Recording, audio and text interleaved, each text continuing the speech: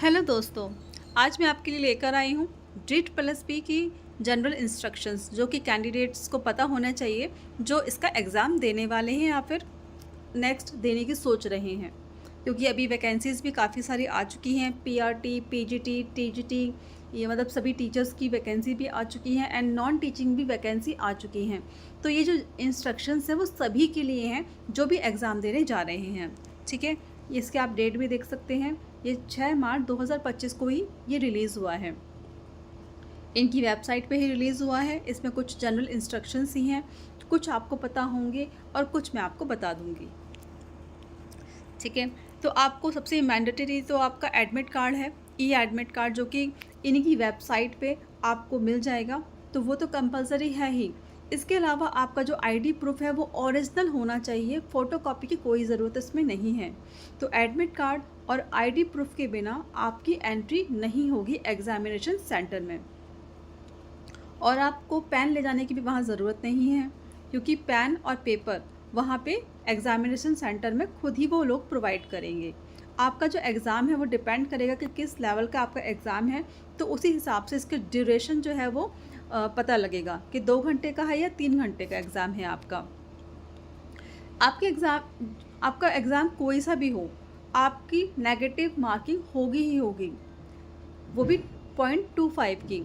For example अगर आप 4 questions गलत करते हो तो आपका 1 नंबर कट जाएगा। इसमें आपकी वेबसाइट भी दे रखी है यहाँ पे DSSB.delhi.gov.in, क्योंकि ये दिल्ली की वेबसाइट है तो इसी पे आपको ई एडमिट कार्ड जनरेट हो जाएगा, तो आप यहाँ से डाउनलोड कर सकते हैं। और बाकी जो नॉर्मल है वो है दे रखा है इन्होंने। जो इम्पोर्टेंट मैं आपको बता देती हूँ, क्योंकि अब देखो कोविड तो है नहीं, बट फिर भी इसके जो नॉर्म्स हैं वो सभी को फॉलो करने पड़ते हैं। फॉलो अभी करने हैं, मतलब जब ये एग्ज़ाम हो रहा है ना 2025 में, तो अभी तक तो फॉलो हो रहे हैं। कुछ सेंटर्स में हो सकता ना हो, बट कुछ सेंटर्स पर अभी भी फॉलो हो रहे हैं। अब क्योंकि ये कंप्यूटर बेस्ड एग्ज़ाम है, ऑनलाइन एग्ज़ाम है, हम सबको पता है, तो कुछ इसमें आइटम्स हैं जो कि आपको वहाँ पर बिल्कुल भी अलाउड नहीं होंगे। तो हो सके तो आप अपने घर पर ही छोड़ के जाइएगा उसको, मतलब आपको कैरी करने की कोई ज़रूरत नहीं है, क्योंकि वहाँ पे इतना अच्छा, कुछ सेंटर्स में हो सकता है अच्छा अरेंजमेंट हो, बट मोस्टली सेंटर्स में अच्छा अरेंजमेंट नहीं होता कि आपकी इन चीज़ों को वो सेफ्टी से रख सकें। तो जो प्रोहिबिटेड जो ऐसे आइटम्स हैं जो कि अलाउड नहीं हैं, वो आइटम्स हैं यहाँ पे सारे के सारे जो आइटम्स हैं वो जहाँ पे दिख रहे हैं स्क्रीन पे आप देख पा रहे हैं। Pencil box, plastic pouch, calculator, pen scale, writing pad, pen drive, eraser, calculator, ये सभी बिल्कुल भी अलाउड नहीं है। इसके अलावा mobile phone, bluetooth, earphone, microphone, health band, ये भी नहीं अलाउड। इवन आप वॉलेट, गॉगल्स, हैंडबैग भी नहीं ले जा सकते वहाँ पर। इवन बेल्ट भी, ये बेल्ट भी अलाउड नहीं है। और ख़ासकर गर्ल्स के लिए ring, earrings, nose pin, chain, necklace, even आपका मंगलसूत्र भी अलाउड नहीं है एग्ज़ामिनेशन सेंटर के अंदर। तो अगर आप सोच रहे हैं कि आप मतलब मैरिड हैं, तो सभी को बहुत ज़रूरी होता है मैरिड में कि आप मंगलसूत्र पहने, या आपका रिचुअल है। इवन चूड़ा आप पहने, तो ये भी आपका अलाउड नहीं है।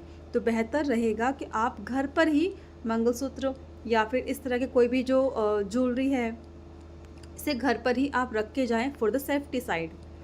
तो आप किसी भी तरह का जो ब्रेसलेट है, रिस्ट वॉच है, ये नहीं ले आ सकते अंदर।